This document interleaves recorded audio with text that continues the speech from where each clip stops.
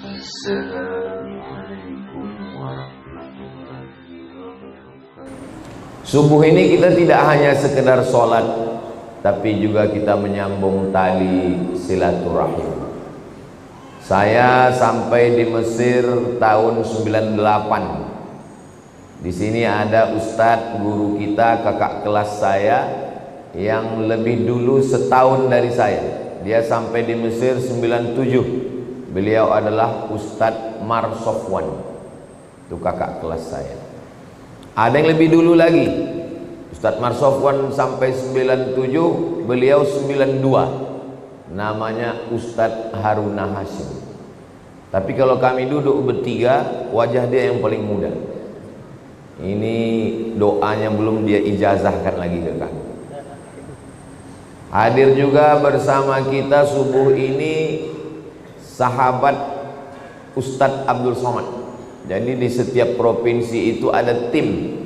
Di antara tim Ustadz Abdul Somad di Kepri, Kepulauan Riau, dari sejak 2013 sampai sekarang, itu namanya Bang Hardi Slamet Hud. Kenal Bapak Ibu orangnya?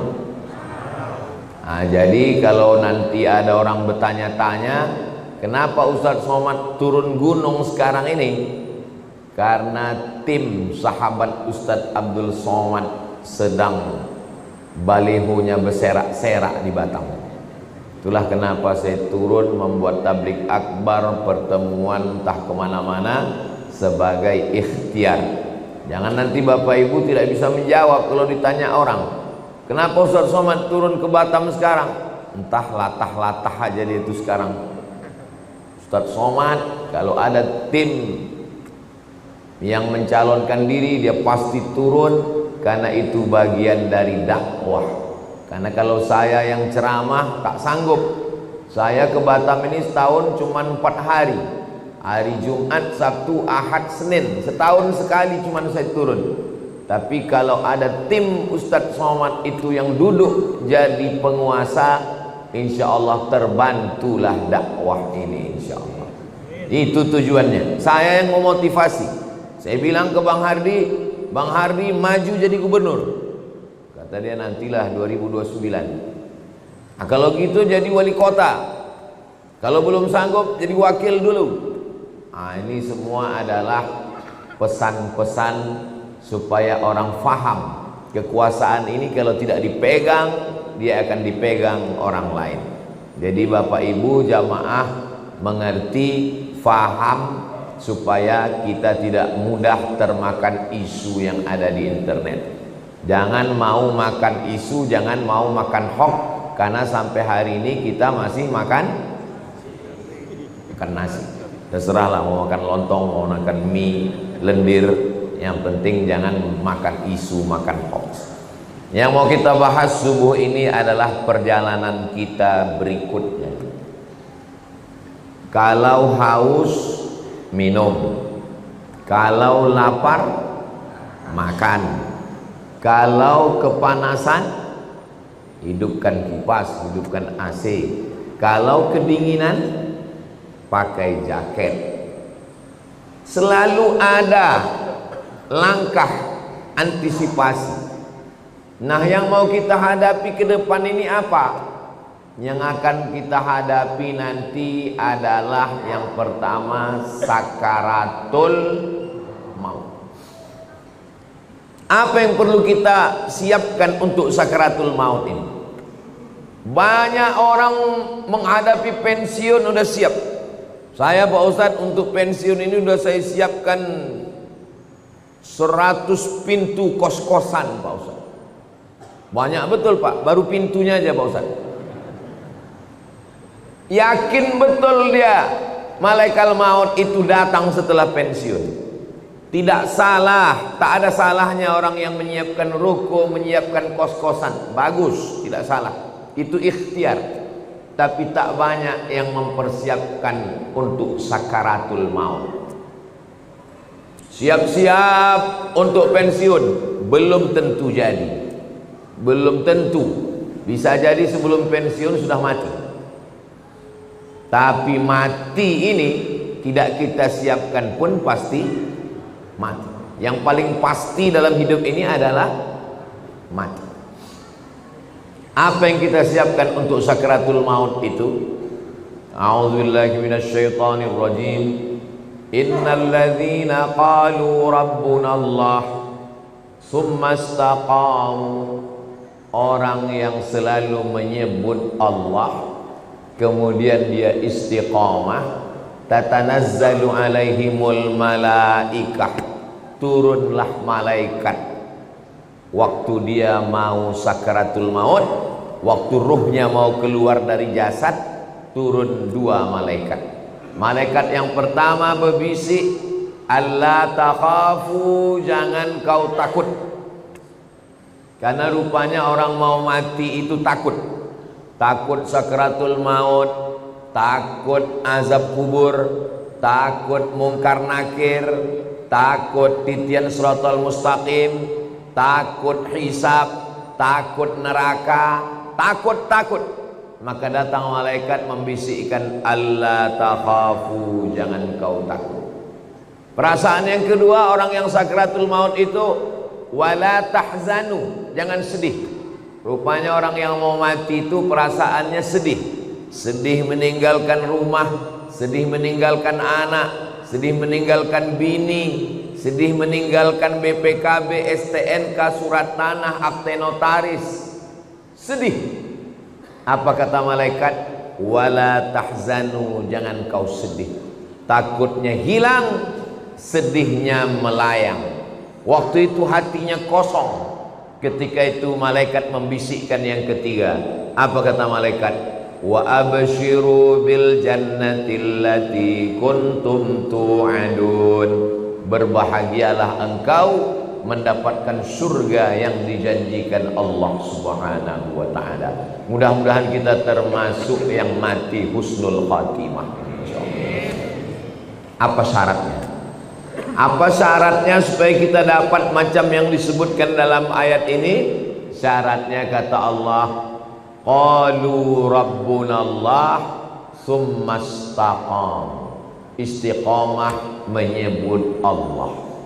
Bisa subhanallah, bisa alhamdulillah, bisa Allahu akbar, bisa la haula wala quwata illa billah. Afdalu dzikri fa'lam annahu la ilaha illallah. Makanya orang kalau dia ikut tarekat Naqsabandiyah, zikirnya Allah Allah Allah Allah Allah Allah Allah Allah Allah Allah. Alladzina yadhkuruna Allah, orang yang menyebut Allah qiyaman, waktu tegak, wa qu'udan, waktu duduk, wa ala junubihim, waktu berbaring. Duduk, tegak, berbaring, selalu mengingat Allah. Itu makanya melihat wajah di cermin menyebut Allah. Allahumma kama hassanta khalqi fahassin khuluqi. Masuk masjid menyebut Allah. Allahumma aftahli abwaaba rahmatik. Keluar masjid menyebut Allah. Allahumma inni as'aluka min fadlik. Masuk ke WC menyebut Allah. Allahumma inni a'udzubika minal khubuthi wal khaba'is. Mau tidur menyebut Allah. Bismika Allahumma ahya. Yang dibaca, mau tertidur dia. Jadi kalau mau husnul khatimah, jangan berhenti menyebut Allah, Allah, Allah, subhanallah, walhamdulillah, la ilaha illallah, wallahu akbar. Macam mana sakitnya mati itu? Nabi Isra Mi'raj berjumpa dengan yang orang sudah mati beribu tahun. Sudah berapa lama kalian mati? Ribuan tahun. Macam mana rasanya mati itu? Macam kambing dikuliti hidup-hidup, macam mata kail pancing ditarik dari kulit yang basah, macam tebasan pedang beratus kali di tempat yang sama. Makanya kita selalu berdoa dalam doa selamat, Allahumma hawwin alaina fi sakaratil maut. Ringankan kami waktu sakaratul maut. Tulis di YouTube Tulis di YouTube itu sakratul maut titik. Nampak nanti orang yang mati, pembawa acara TV mati, orang sedang pidato mati, yang paling banyak mati orang yang sedang angkat berat, rupanya tak tahan jantung itu mati, orang sedang jogging mati. Nah, jadi mati ini kapan saja bisa terjadi. Apakah orang yang mati semalam itu sehari sebelumnya sadar dia mau mati? Tidak. Tiba-tiba aja datang kematian itu. Wajaa, datang dia sakratul mauti bil haq. Dia datang tiba-tiba. Hari ini kita usap kepala anak yatim, besok pagi kepala anak kita diusap orang sebagai anak yatim. Hari ini saya bicara mati, bisa jadi belum selesai tausiah ini saya sudah mati. Maka jangan pernah takut cerita tentang mati, karena kita semua akan mati. Kita sekarang hidup, resiko hidup adalah mati. Takut hidup, takut mati, jangan hidup. Takut mati, jangan hidup. Takut hidup, mati saja. Karena ketika kita berani menghadapi hidup, berarti kita sudah berani menghadapi mati. Yang kita persiapkan itu adalah mati dengan husnul khatimah, insyaallah. Apa yang sering kita dengar, apa yang sering kita tengok, apa yang sering kita pikirkan, itulah yang akan datang waktu sakratul maut. Telentang kita di masjid ini, maka yang kita tengok adalah alhamdulillah, alhamdulillah, alhamdulillahi rabbil alamin. Itu maka kaligrafi ditulis di dinding. Supaya apa? Supaya mata menengok. Kalau bawa mobil dari Makkah ke Madinah, dari Makkah ke Jeddah, di pinggir jalan, subhanallah walhamdulillah la ilaha illallah wallahu akbar. Kenapa di pinggir jalan itu ditulis? Supaya kalau mati husnul khatimah. Beda tempat kita, di pinggir jalan yang tulis iklan es krim sama skincare. Makanya matinya bukan menyebut Allah, kredit. Apa yang sering kita dengar, apa yang sering kita tengok, apa yang sering kita pikirkan, itulah yang akan datang waktu sakratul maut. Ada orang koma di masjid di Rumah Sakit Cipto Mangunkusumo Jakarta. Koma, belum titik lagi, masih koma, tidak sadar-sadar. Kata dokter, bawa orang ini ke rumah karena sudah tak ada harapan hidup.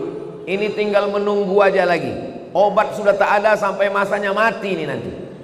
Akhirnya anak istrinya pun dah menyiapkan mau bawa pulang ke rumah. Begitu mau dibawa pulang ke rumah, tiba-tiba duduk dia. Dokter pun terkejut, anak bininya pun terkejut. Kok sadar dia lagi? Akhirnya ditanyalah orang ini, Bapak kan koma? Iya. Di dalam koma itu apa yang Bapak rasakan? Aku tak ingat apa-apa. Terus kenapa tiba-tiba sadar? Tiba-tiba datang Ustadz Somad. Apa kata dia? Ditanyanya saya, kapan kau buat tabligh akbar? Akhirnya saya pun terduduk. Pokoknya nanti kita buat tabligh akbar di kampung. Akhirnya dibuatnya lah acara di tepi Danau Maninjau. Nama acaranya Pulang Basamo. Akhirnya saya datangi bapak ini, dia dari Jakarta. Apa betul bapak koma di Rumah Sakit Cipto Mangunkusumo? Betul Pak Ustaz. Terus dalam koma itu apa yang bapak rasakan? Tiba-tiba Ustaz datang bertanya ke saya, kapan tabligh akbar? Itulah saya duduk sadar tuh Pak Ustaz. Lama saya menung. Jangan-jangan aku ini udah wali. Dua gendangnya, kalau tak wali murid, wali kelas. Saya ini orangnya rasional. Saya selalu penasaran, kenapa bisa saya datang ke dalam komanya itu. Lalu saya tanya dia, Bapak kalau pagi apa yang Bapak lakukan?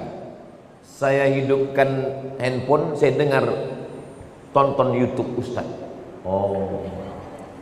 Kalau bapak sampai di tempat kerja, apa yang bapak lakukan? Kalau sedang kosong, saya tonton lagi YouTube, Ustaz. Kalau bapak mau tidur malam, apa yang bapak lakukan? Sebelum saya tidur, yang terakhir saya tonton adalah YouTube, Ustaz. Baru saya paham. Apa yang selalu ditonton, itulah yang dibawa ke alam bawah sadar. Itulah yang datang waktu tidur dan waktu koma. Dan itu juga yang datang waktu husnul khatimah, insyaallah. Rasional, masuk akal. Tanyalah sama pakar-pakar psikologi, kenapa bisa itu yang terbawa-bawa. Makanya bapak-bapak pikirkan yang bagus-bagus aja. Jangan pikirkan yang waktu SMP SMA dulu. Mau dia mengigau terbawa ke malam. Tiba-tiba udah sambal belacan aja di muka. Maka saudaraku yang dimuliakan Allah Subhanahu wa taala, kalau yang kita pikirkan itu adalah akhirat, yang kita pikirkan itu adalah nama Allah, maka insya Allah kita semua mati dalam keadaan husnul khatimah. Nah, ruh kita keluar dari hembusan. Makanya orang yang mati itu biji matanya terbuka. Semua orang yang mati biji matanya terbuka. Apa yang ditengok waktu mata terbuka? Yang ditengok itu adalah ruh keluar dari mulut dan hidung. Dulu ruh itu masuk ke dalam jasad ini dihembuskan. Wa nafakhtu fihi min ruhi, aku hembuskan ruh.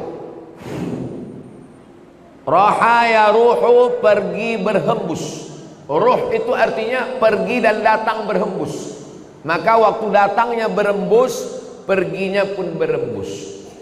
Ruh itu berjalan dari mulai ujung kaki sampai ke betis, naik ke lutut, naik ke paha, naik ke pinggang, terasa dingin, sejuk di kaki. Kalau ada bapak ibu yang udah merasa agak sejuk di kaki, tak lama lagi itu.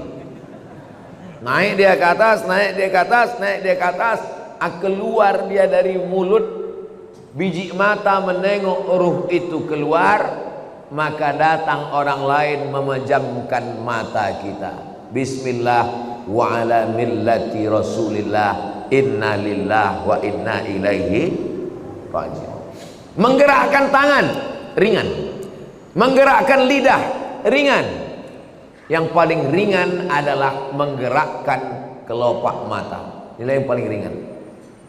Tapi waktu kita sakratul maut, jangankan menggerakkan tangan, jangankan menggerakkan bibir, menggerakkan kelopak mata pun tak bisa.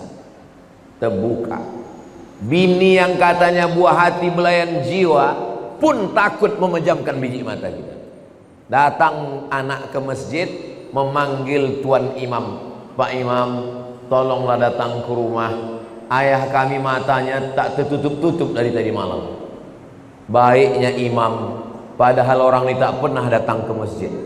Makanya masyarakat sini yang tak pernah datang ke masjidlah kalian. Untuk apa Ustaz sampaikan ini? Bukan orang ini datang, kirimkan video ini ke dia. Jangan sampai nanti akhirnya tuan imam yang datang ke rumah dia hanya untuk menutupkan kelopak matanya, dan akhirnya jenazahnya dibawa juga ke masjid. Seumur hidup ke masjid cuma 2 kali. Yang pertama akad nikah, yang kedua inna lillah. Mudah-mudahan kita istiqomah menghidupkan masjid ini insyaallah. Lalu kemudian setelah ditutupkan, kita pun ruh keluar dari jasad. Lalu kemudian kemana pergi ruh itu? Ruh itu dibawa oleh malaikat. Dalam hadis riwayat Imam Ahmad bin Hanbal, ruh dibawa di atas kain kafan dari cahaya. Lalu kemudian mengetuk pintu langit. Lalu kemudian malaikat yang menjaga pintu langit menengok ruh. Apa kata malaikat penjaga pintu langit? Inilah orang yang amalnya kami tengok 2 kali sehari. Habis subuh, malaikat yang menjaga di waktu malam datang membawa amal dia. Habis maghrib, malaikat yang menjaga di waktu siang datang membawa amal dia. Amalnya kami tengok 2 kali sehari, tapi orangnya baru ini kami jumpa. Itulah makna orang yang dirindukan oleh para malaikat. Kam min masyhurin fil ardi walam yakun ma'rufan fis sama. Berapa banyak orang yang masyhur di bumi, viral, tapi malaikat di langit tak pernah kenal dengan dia. Tapi berapa banyak orang yang di dunia tak viral, tak dikenal orang, tak punya akun Facebook, Twitter, WhatsApp, tapi malaikat-malaikat penjaga pintu langit sudah lama merindukan dia, karena malaikat selalu membawa amal-amal dia. Mudah-mudahan amal-amal kita termasuk yang selalu lalu lalang di lalu lintas langit, dan orangnya masih di bumi, masyhur di bumi, masyhur juga di langit. Tak perlu masyhur di bumi, yang penting masyhur di antara malaikat penjaga pintu langit, insyaallah. Amin ya rabbal.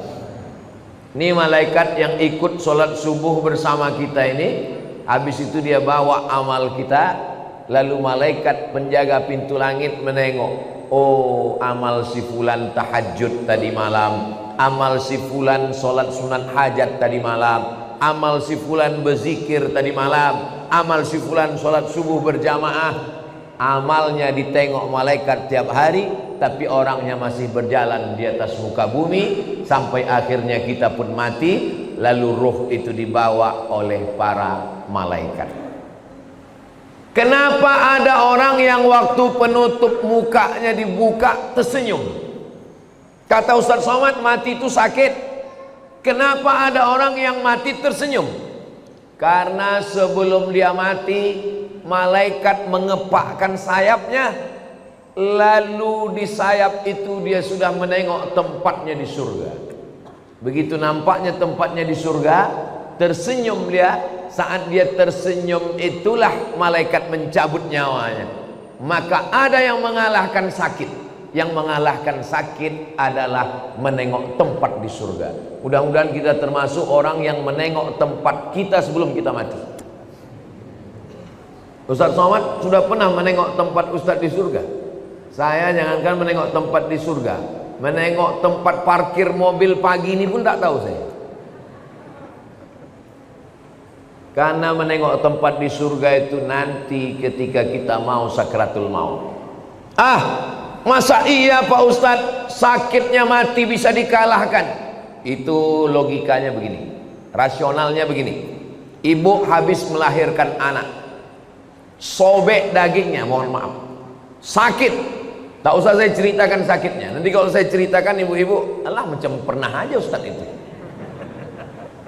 Ibu sedang terbujur sekarang di rumah sakit, baru saja disobek dokter kulitnya, koyak mengeluarkan bayi.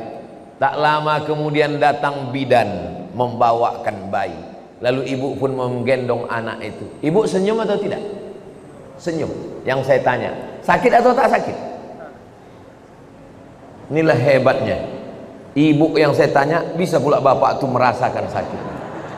Kan memang cinta sejati lah orang. Ibu itu baru saja melahirkan anak, nyawa taruhannya, koyak dagingnya, tapi menengok anak tersenyum dia. Begitulah mati itu, sakit, tapi sakitnya kalah. Kenapa? Karena menengok tempat di surga, ditunjukkan Allah. Itu salah satu tanda husnul khatimah. Orang yang husnul khatimah itu irqul jabin. Irqul jabin, berkeringat jabin di atas kening atasnya. Kenapa? Kenapa orang yang mati husnul khatimah itu berkeringat di atas jabin ini? Karena malu. Biasanya orang kalau malu kan merah wajahnya karena tersipu malu. Maka orang yang meninggal menengok tempatnya di surga, malu dia. Karena amalnya tak seberapa. Aku amalku rasanya tak seberapa. Kenapa besar kali balasan yang kau kasih ya Allah. Maka salah satu tandanya adalah irqul jabin, keluar macam keringat kecil di atas. Tapi jangan pula gara-gara ini biar supaya suami ibu disangka husnul khatimah, begitu mati langsung semprotkan air ke keningnya. Itu tak usah dibuat-buat, serahkan aja kepada Allah Subhanahu wa ta'ala. Ini yang saya sampaikan ini menurut hadis-hadis yang sahih. supaya kita bersiap-siap, maka jangan lupa berzikir. Zikir ini banyak kali Pak Ustadz. Kata guru saya Syekh Umar Al-Ma'ruf Ali, dia keturunan dari Syekh Muhammad Tayyib. Syekh Muhammad Tayyib ini murid langsung dari Syekh Muhammad bin Abdul Karim Samman dari Madinah. Kata dia, Abdul Somad, kalau kau payah memilih-milih zikir yang banyak, kau amalkan aja 3. Yang pertama istighfar, yang kedua solawat, yang ketiga la ilaha illallah. Istighfar itu membersihkan cawannya. Ini cawan kotor, kalau dituang air zam-zam ikut jadi kotor. Bersihkan dulu, membersihkan cawannya dengan istighfar. Astaghfirullahaladzim, astaghfirullahaladzim, astaghfirullahaladzim, astaghfirullahaladzim, astaghfirullahaladzim.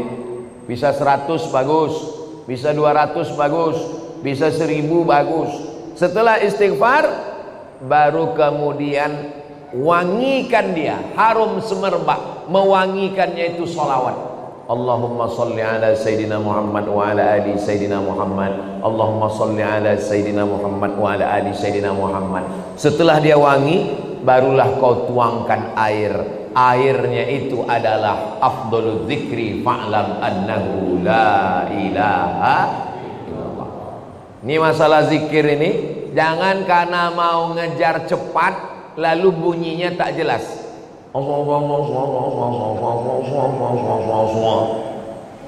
Astaghfirullahaladzim, astaghfirullahaladzim, astaghfirullahaladzim.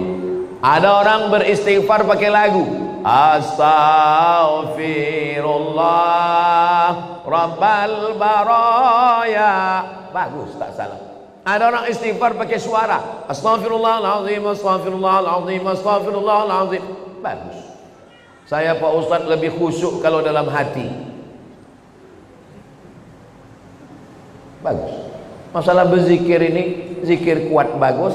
Jangan gara-gara zikir kuat sama zikir pelan berkelahi di masjid. Berkelahi antara zikir kuat dengan zikir pelan di masjid, sampai cerita itu keluar masjid. Apa kata orang luar masjid? Untung kita tak ke masjid. Coba kalau kita ke masjid berkelahi kan? Bagus kita di luar masjid nih lagi. Nah, jadi yang berzikir kuat silakan. La ilaha illallah, la ilaha illallah. Bagus, tak salah. Yang berzikir pelan bagus. La ilaha illallah, la ilaha illallah. Zikir kawan pelan, kita mau kuat, kita paksakan dia, kita ke telinga dia. La ilaha illallah.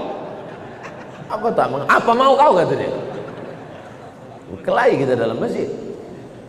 Saya Pak Ustadz terganggu kali saya sama zikir orang ini. Saya kalau udah dengar orang ini berzikir kuat, terganggu saya Pak Ustadz. Berarti ada setan dalam diri kau. Orang yang terganggu dengan zikir berarti ada setan. Zikir tidak pernah mengganggu kita. Sebagaimana kita mendengar suara bacaan Al-Quran. Kalau ada orang terganggu mendengar bacaan Al-Quran, itulah makna ruqyah. Di ruqyah dia biar keluar hantu setan dari dalam dirinya. Habis sakratul maut selesai, lalu kemudian kita pun masuk ke liang lahat. Tapi tadi ruhnya udah diangkat ke langit Pak Ustadz. Waktu jasad masuk ke liang kubur, maka ruh turun balik, dimasukkan Allah ke alam kubur untuk menjawab pertanyaan malaikat Mungkar Nakir. Iya, kalau jasadnya masuk kubur, kalau matinya diterkam singa, kalau matinya di sungai Amazon, dimakan ikan piranha 1000 ekor, kemana pergi ruhnya? Kalau matinya tabrakan beruntun hancur macam daging kena blender, kemana pergi ruhnya? Maka nama alamnya adalah alam barzakh. Dia tidak disebut dengan dunia karena dia sudah mati. Dia tidak disebut dengan akhirat karena dunia masih ada. Pemisah antara dunia dengan akhirat namanya alam barzakh. Tengok dalam surat Ar-Rahman, bainahuma barzakhul la yabghiyan. Jadi ruh yang sudah diangkat ke langit diperkenalkan ke malaikat, diturunkan balik masuk ke dalam jasad untuk menjawab pertanyaan mungkar nakir. Setelah itu ruh dalam genggaman kudrat iradat kuasa Allah Subhanahu wa ta'ala, maka ruh menantikan amal yang mengalir. Apa yang perlu kita siapkan? Yang perlu kita siapkan yang pertama, ilman 'allamahu wa nasyara. Ketika di alam barzah disebut alam kubur, yang kebetulan ada kuburnya. Kalau kebetulan tak ada kuburnya, alam barzah, mati hanyut, mati tabrakan, mati hilang, maka alamnya alam barzah. Selama di alam barzah itu, apa yang mengalir? Yang pertama mengalir adalah ilman 'allamahu wa nasyara. Ustadz Marsofwan ceramah, ada program subuh, apa namanya Ustaz? Pejuang Subuh Nongsa, dilanjutkan oleh anak-anak pejuang subuh Nongsa, mengalirlah pahalanya ke beliau. Bang Hardi Hud, dosen sampai ke Indragiri Hilir, dosen sampai ke Sungai Guntung, mengajar ke sana kemari, mengalirlah pahalanya. Ustadz, tapi kami ini tak ustadz, kami ini bukan buya, kami ini bukan profesor Pak Ustadz. Ilmu apa yang mengalir? Bapak jangan lupa ajarkan Al-Fatihah ke anak, ibu ajarkan Al-Fatihah ke anak. Saya hatam alif-alif, hatam Quran, guru pertama saya emak saya. Jadi sampai hari ini kalau saya ngajar di mana-mana, itu pahalanya mengalir ke almarhumah emak, ke almarhum ayah saya. Maka ibu kalau tak sempat, bapak kalau tak sempat, ajarkan Al-Fatihah ke anak, supaya anak sholat subuh, zuhur, asar, maghrib, isya, tahajud, witir, duha, dia baca Al-Fatihah, mengalir ke kita semuanya. Saya Pak Ustadz sempat juga mengajarkan beberapa ilmu Pak Ustadz. Ilmu apa yang bapak ajarkan? Ilmu santet. Minta ampunlah kepada Allah, mudah-mudahan lupa murid-murid itu, tak diamalkannya lagi, taubat dia. Itu maka sebelum mengajar tuh, ajarkan yang baik-baik. Saya berharap ceramah ke sana kemari, mudah-mudahan ini diamalkan jamaah, mengalir ke alam barzah saya insyaallah. Amin. Walaupun amal yang sikit aja, amal sikit yang diamalkannya, bismillahi tawakkaltu 'alallah, la haula wala quwata illa billah. Mengalir.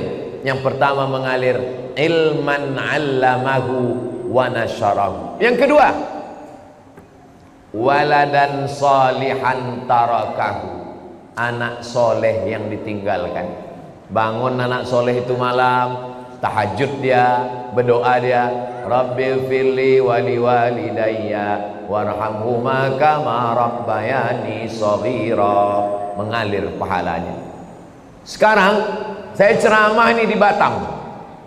Almarhumah emak saya, almarhum ayah saya menengok amal saya secara live. Mana dalilnya? Dalilnya Quran.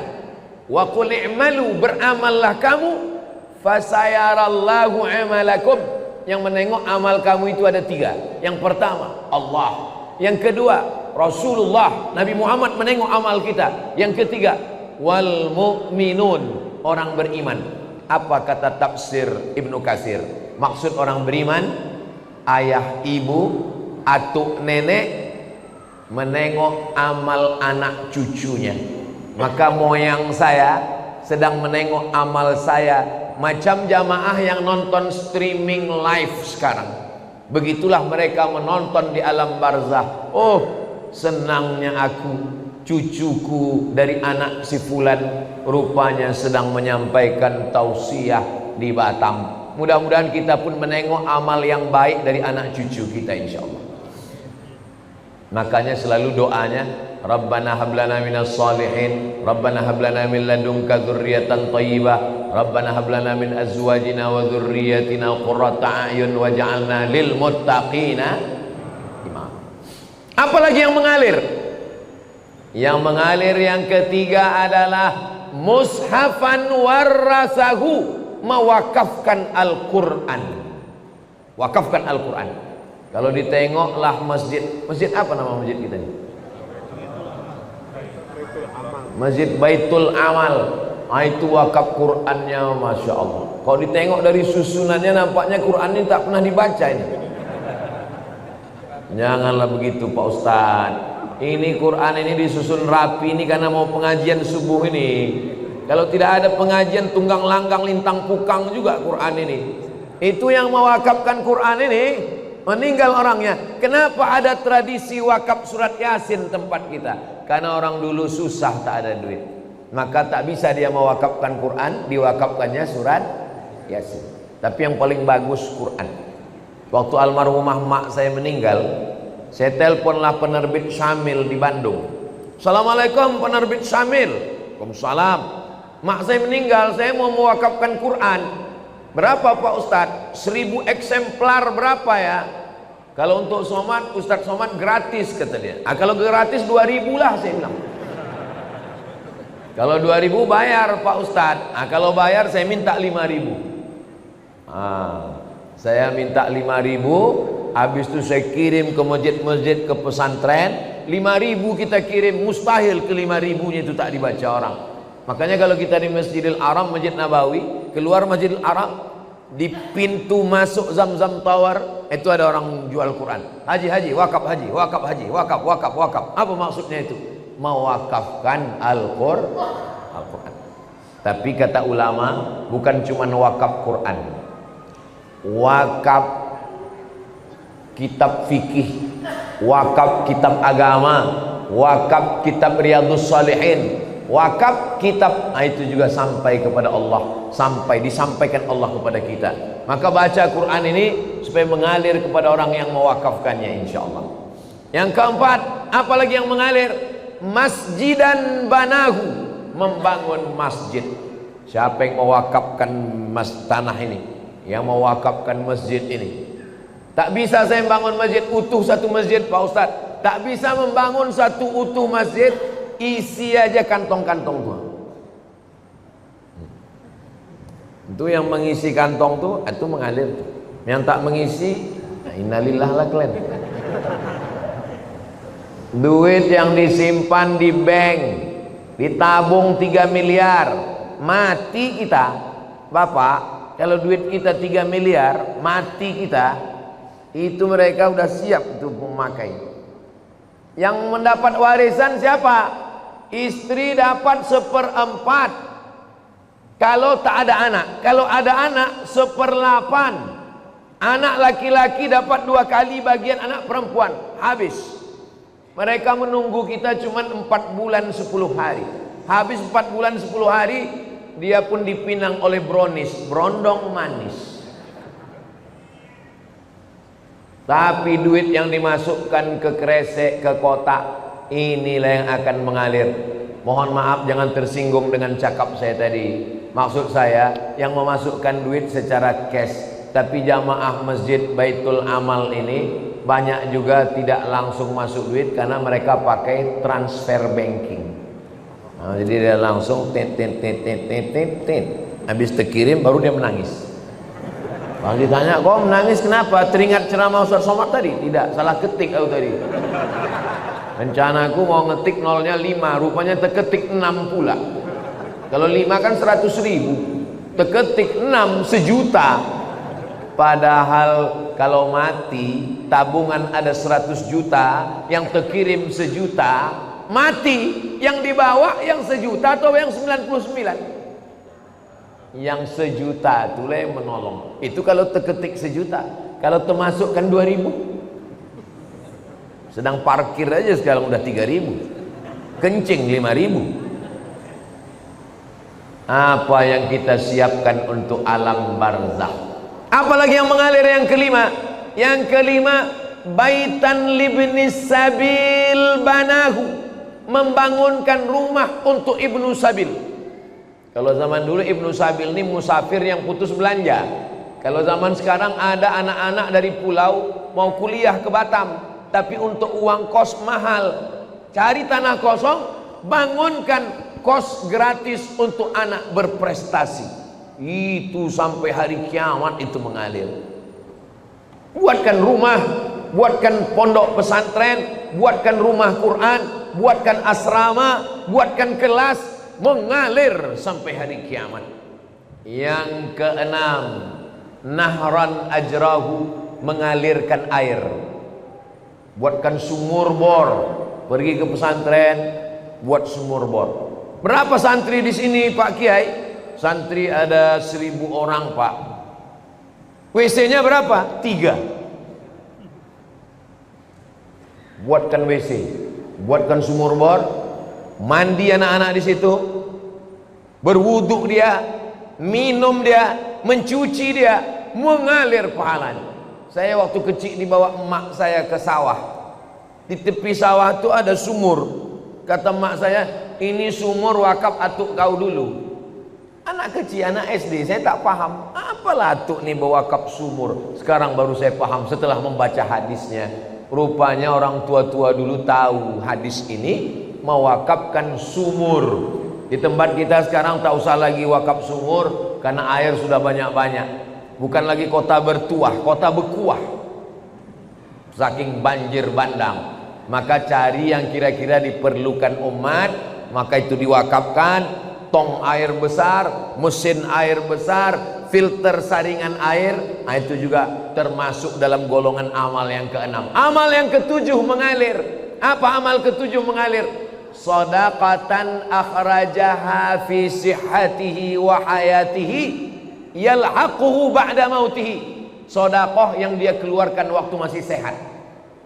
Kenapa sehat? Karena kalau udah sakit orang memang udah ingat mati. Semualah ambillah ya Allah. Tapi kalau waktu sehat, bakhil, bin medit, bin pelit, bin kikir, bin kedekut.